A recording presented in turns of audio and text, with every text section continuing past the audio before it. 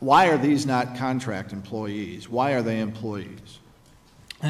Thank you, Senator. And with that specific organization, I would have to look at the details of that specific organization, but let me talk a little bit about this issue of independent contractor versus employee and tell you in general what the tests are that are applied to make a determination. This is really one of the more vexing and complicated areas as the economy is changing over the last couple of years. The whole idea of the employer-employee relationship is a little bit different, I think, and has been evolving over the years.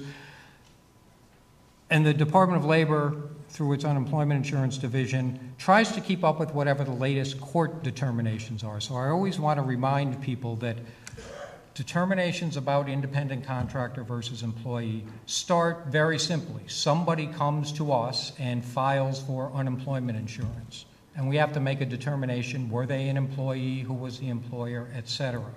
If they disagree with that determination, it gets appealed to the Unemployment Insurance Appeal Board, and if they disagree with that, it gets appealed to the court. So we try to keep in touch with what the court determinations are. It's a long introduction to that. The key elements that are that go into making that determination are the degree of supervision, direction, and control. Those are the key elements that the courts have always focused on, are the people who are engaged in this activity, this relationship. Where do they get their supervision, direction, and control? There are lots of sort of proxies that are out there.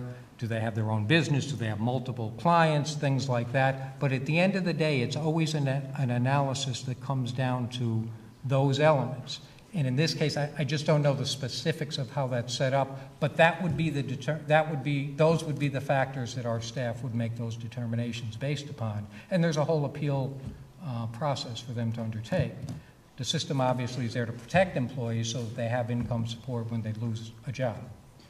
I'd encourage you to look at this particular case. It seems highly unfair. We want to keep people working in this state and not put added burdens on employers. We'll reach out to the staff and get the details. Thank you very much. Thank you, Senator.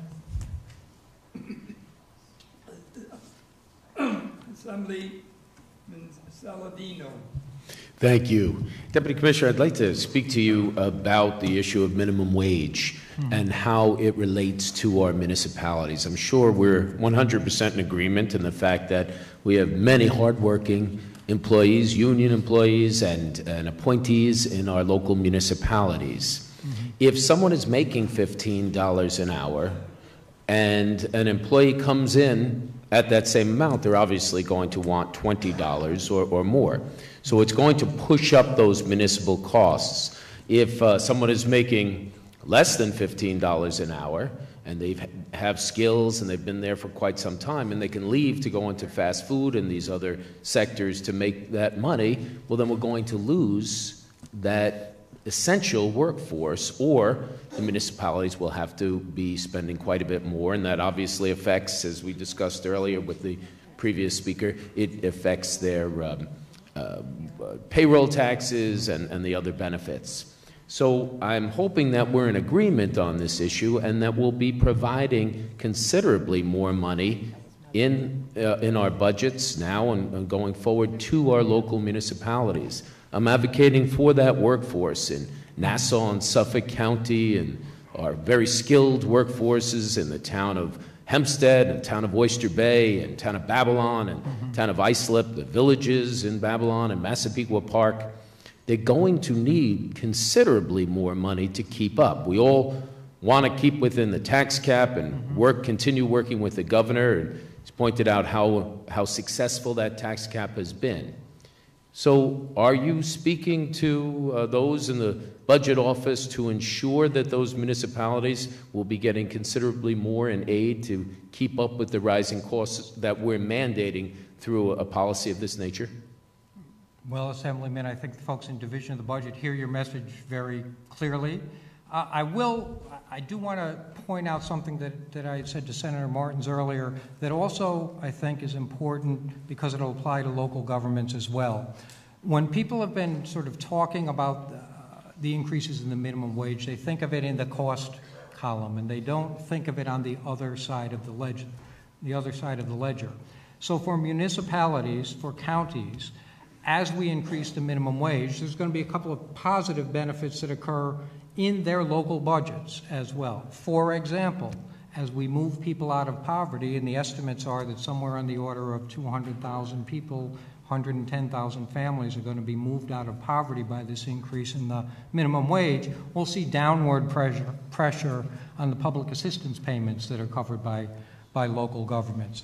As we put another $15 or $16 billion into the economy in the hands of low-wage workers, they'll be spending it in their local counties. They'll be spending it in their local towns, generating additional sales tax revenue, for example. So there will be offsets. There will be costs, there will be benefits, there will be increases in the number of jobs, there will be more people buying homes and mortgage recording taxes, and so there are multiple pieces of this. So I always caution that folks have to look at sort of the full picture and the positive economic benefit that's going to come from that.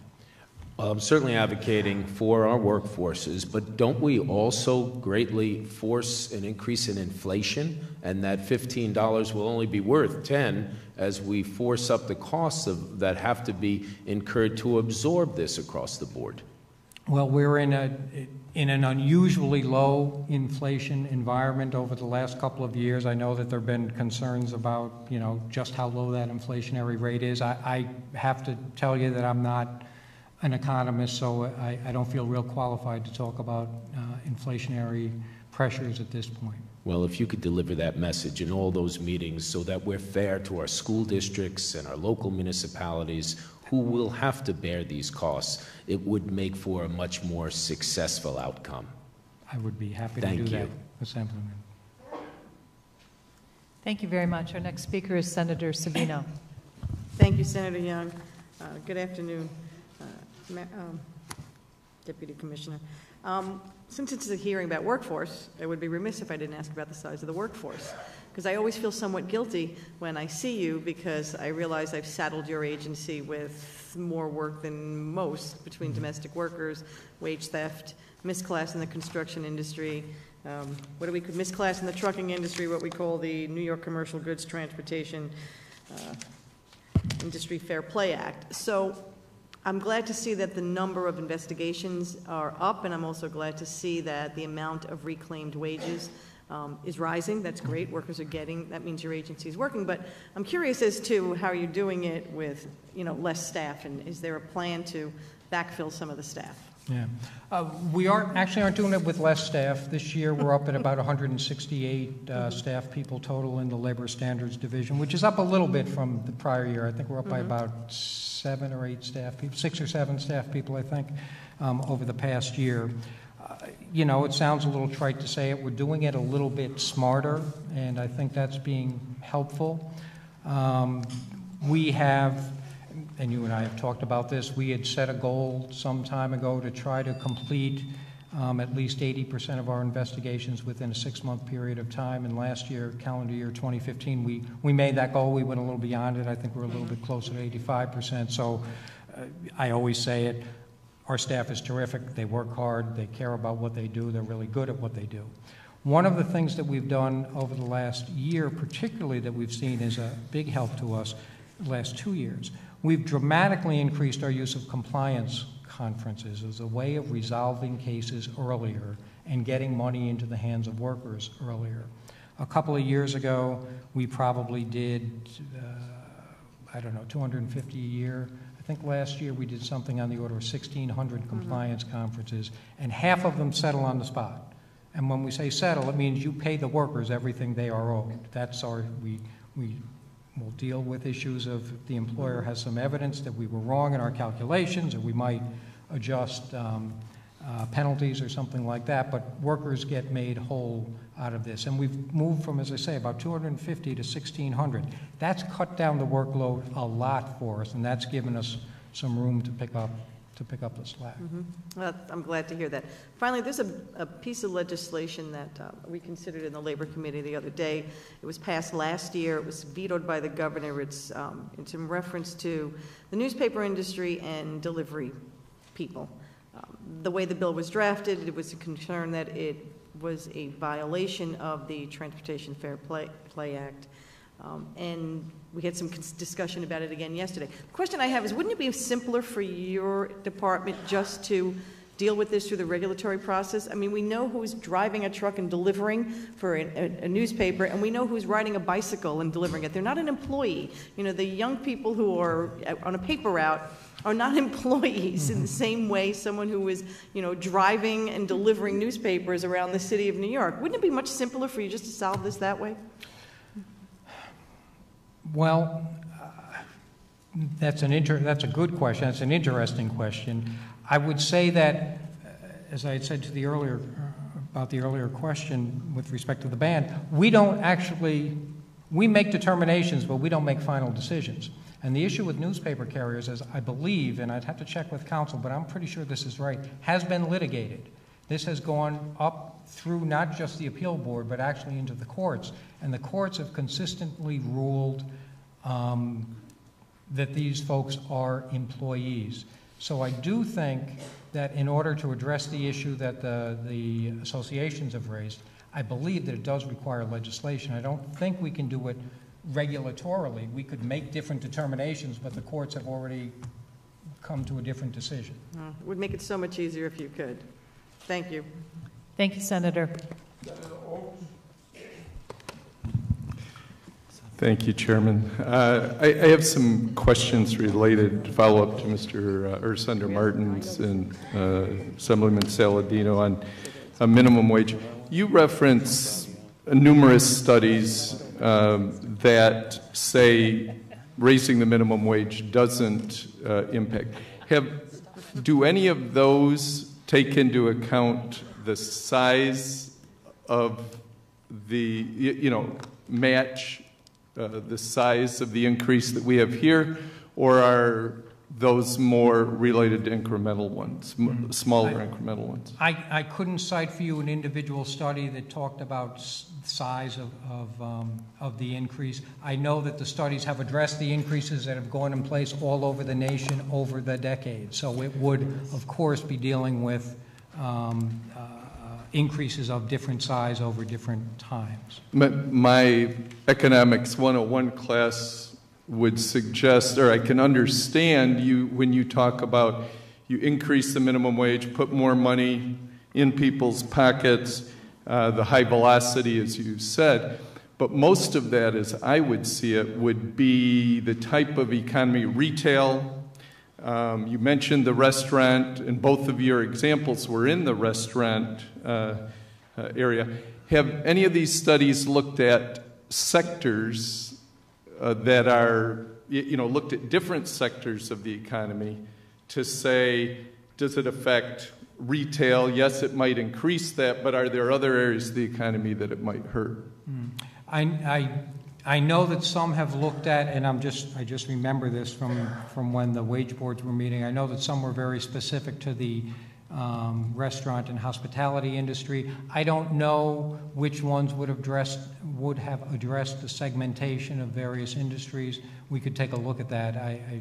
Off the top of my head, I don't know how they've addressed that. I represent an upstate district, rural.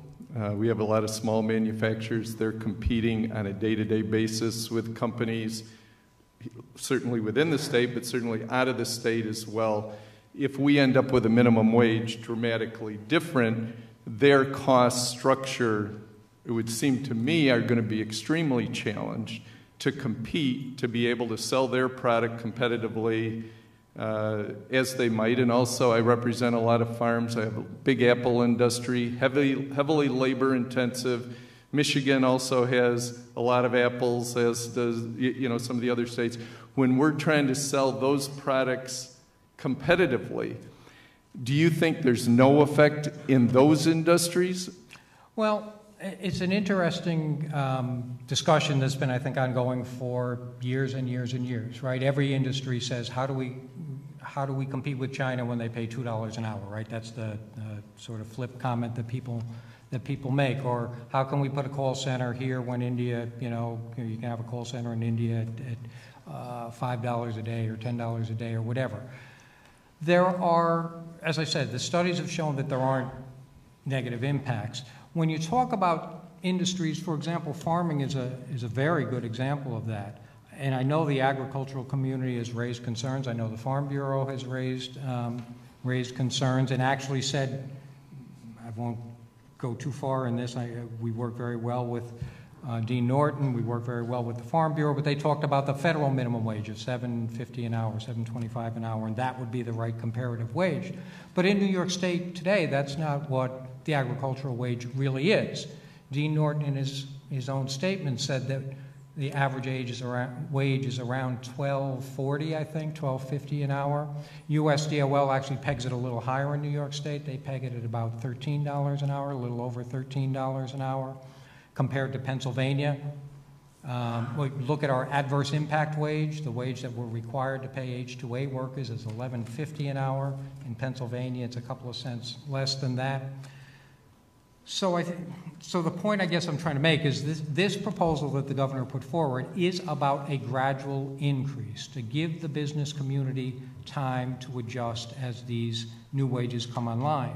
With respect to the farm industry, we don't even get to what the average wage is in the farm industry for, I think, 3 or 4 jumps, 3 or 4 steps in the minimum wage now. So there's no doubt that there are lots of competitive pressures. The thing is, though, if individual is out on the farm the first day picking apples, they aren't going to be be valued at that level. And so when you say it's not like $12.50 as a minimum wage in the agriculture area is going to all of a sudden bring us up to where we are. We have a lot of people making more, but and I know we're losing time. I just think that we need to seriously look. I understand that studies could have shown where the impact is not that great or maybe neutral.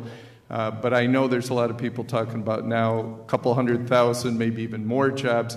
I fear that in the district I represent, where we're already seeing decline of population, or challenged at least, or stagnant population, businesses struggling, that this type of impact could have detrimental effects, even though maybe statewide we may not see those numbers the same. Thank you. Senator Comrie?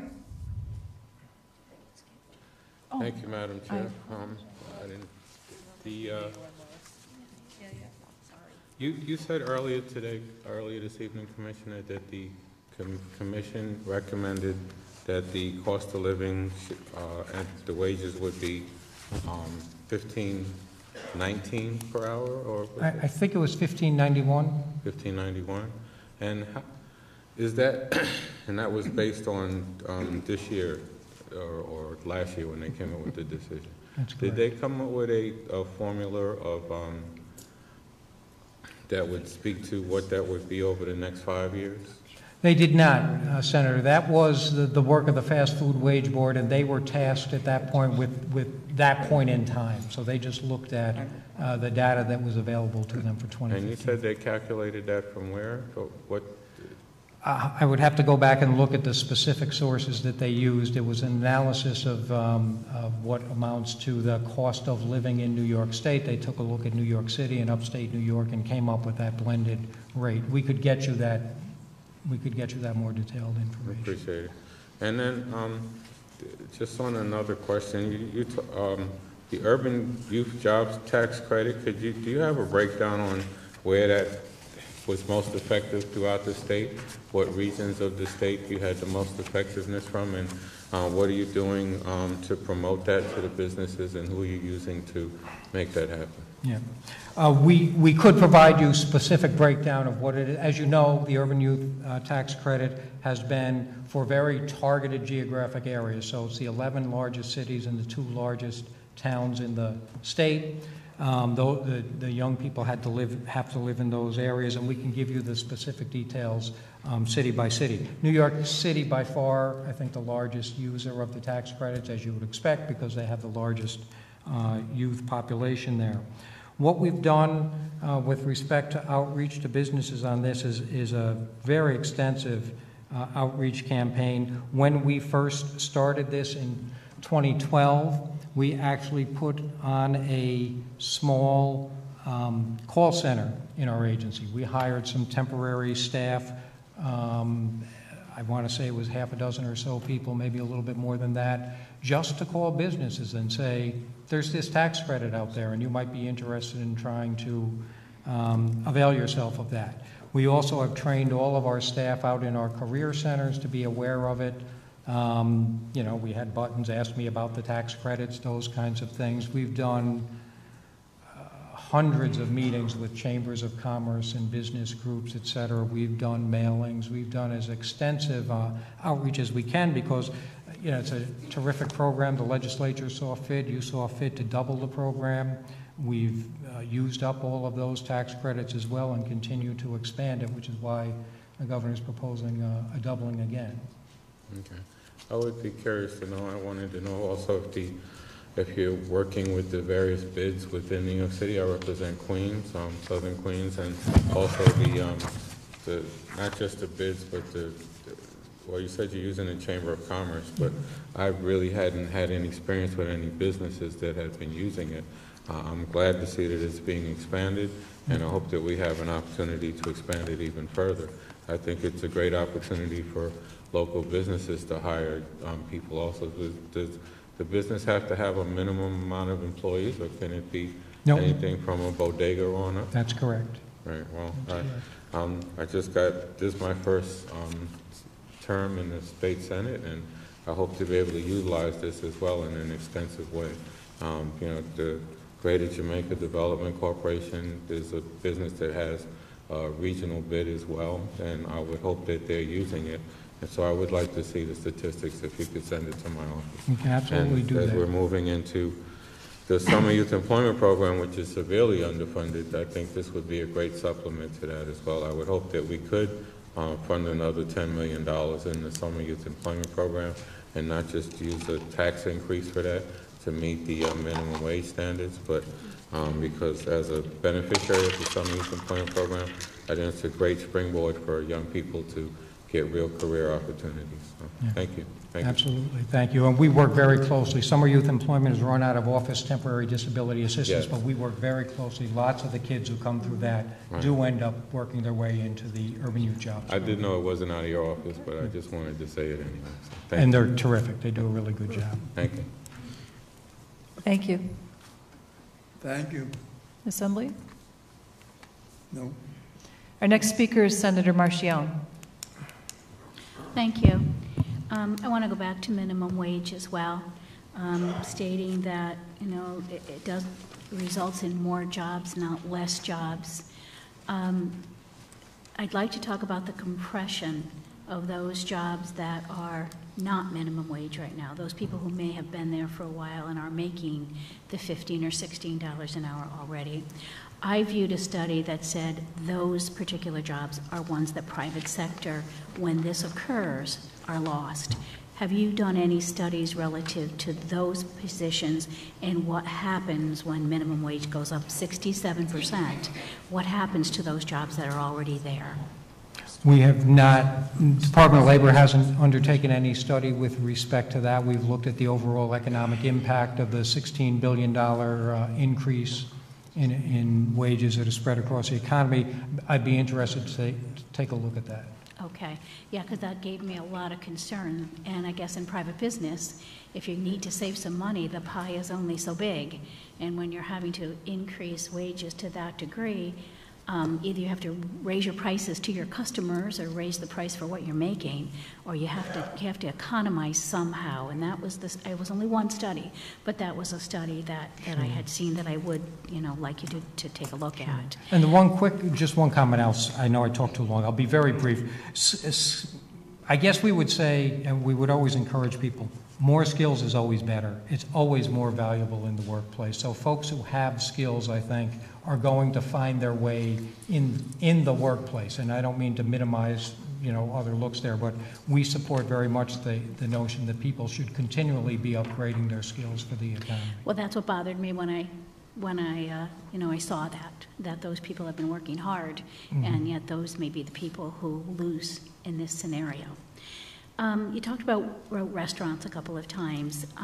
I've heard of a situation where a business is no longer allowing the servers to charge an 18% or 20%, whatever the customer gives in a tip, but they're charging a surcharge of 18% that they're keeping themselves to try to offset some of these costs. Is that something that's permissible to do in New York State? Well, if they were to do that, if they were to eliminate tips, then they would have to pay the servers the full minimum wage. They wouldn't be able to pay them the lower tipped wage, which is now $7.50 an hour. And we have started to see a couple of restaurants, and I want to emphasize a couple. You see the articles in the papers. Davidson Brewery up in Glens Falls, that I think you're probably familiar with, that area. I saw an article the other day that restaurateur is thinking about going to, or maybe has already gone to, this notion of a service charge, and said that he was able to do it in a way that maintained the wage levels for all of the employees he'd had before. The servers continued to be paid well by the standards in the Glens Falls economy, and he was able to share some of that with what's known as the back of the house, so the cooks and the dishwashers and the other folks back there, as a way of sort of leveling that. And there are a couple of high-end restaurants in New York City that are actually starting to experiment with the same idea. There's also some concerns that I have, because now there's so much technology. And have you taken the technology factor into account when you say there's going to be more jobs? Because I've been at 2 restaurants already, one of them that I pay on a device that's on the table, and another that now when I go in, I order myself, and I just use the machine. I really think that business is, creative. They need to save money. I'm very concerned about your thoughts that we're going to have more jobs. And that's just, I don't need a comment. The other thing that I'm concerned about, and perhaps the Labor Board hasn't looked at it, but I'm very concerned about our senior citizens who are not in the labor market, that others are going to see a 67% increase in minimum wage when our seniors haven't seen an increase in Social Security in a number of years, yet they're going to see the increase. It's got to be increases in prices and increases in property taxes and increases in everything that you're going to see on them. Have any thoughts been given to our seniors who are not part of our workforce any longer about a livable amount of money for them? They're already having a concern whether they're going to eat or they're going to buy their medicine. So if that hasn't been considered, and I know that your job is looking at the wages of those working, but I really do think that we need to also consider what we're doing in inflation to our seniors. That's a point well taken, Senator, and for what it's worth, I think we would all support increases in Social Security levels and payments to seniors around the state and around the nation. I do think that, as I've said a couple of times, that folks have to look at sort of the full picture of what happens when we implement wage increases. It does generate additional economic activity. It will, in fact, assist localities, municipalities in having higher tax revenues, for example. And in some ways, that may hold down the cost of property taxes over time. I have grave concerns, but I respect your opinion. Thank you. Thank you, Senator. Assemblywoman Crystal Peoples.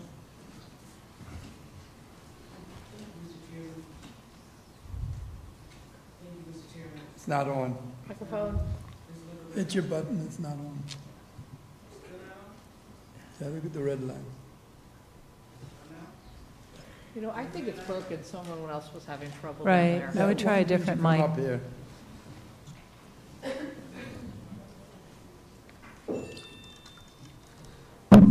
Yeah, that one's working.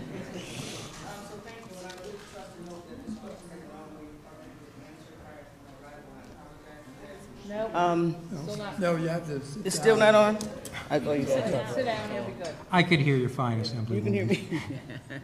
But the TV doesn't. I wanted to know, since 2012, the Youth Tax Credit Initiative was instituted. I think it was a win-win for businesses that are always interested in tax credits, and certainly a win-win for youth, particularly those minority youth who generally don't get access to employment.